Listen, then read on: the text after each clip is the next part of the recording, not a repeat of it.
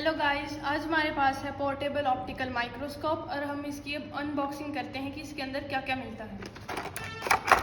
इसके अंदर है एक यूज़र मैनुअल जिसमें इंस्ट्रक्शन दे रखे हैं कि कैसे इसको यूज़ करें। इसके अंदर है एक माइक्रोस्कोप, इसमें लाइट्स दे रखी हैं और ये एडजस्टेबल माइक्रोस्कोप है। इसके साथ एक बॉक्स मिलता है जिसमें 12 प्रीपेड स्लाइड्स है और हम इसको ओपन करते हैं। अब है ये इसमें एंड की स्लाइड और इसमें बहुत सारी स्लाइड मिलती है, जैसे ये स्केल की है। Thank you for watching.